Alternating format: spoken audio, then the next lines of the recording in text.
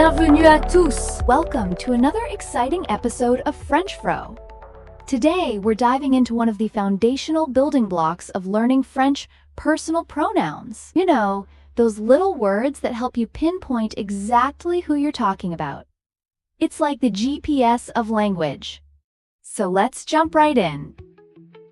The first one is Je, which means I. For example, you'd say, je suis content. meaning I am happy. It's like saying, I'm the star of my own show. And then we have Tu. which is the informal you. So if you're talking to a friend, you'd say, Tu es content. meaning you are happy. It's like saying, hey buddy, how are you feeling today? And then we have il for he and elle for she. So Il est content means he is happy, and Elle est contente means she is happy. It's like giving a shout out to your friends. For groups, we have nous, which means we. You'd say, Nous sommes contents. meaning we are happy. It's like saying, we're all in this together. For formal or plural situations, we use vous. So if you're addressing a group or someone you don't know well, you'd say vous.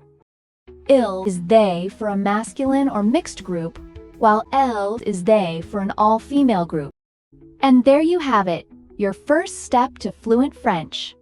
These pronouns are essential, and once you get the hang of them, they'll roll off your tongue like a pro.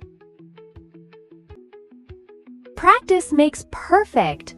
Try using them in sentences every day. You could even make a game out of it. Je suis content. Nous sommes contents. Tu es content. Vous êtes content. Il est content. Elle est contente. Ils sont contents et elles sont contentes. Thanks for tuning in to Frenchfro, everyone. Keep practicing, and soon enough, you'll be chatting away in French like it's second nature. À bientôt. Je suis tellement content d'avoir appris ça.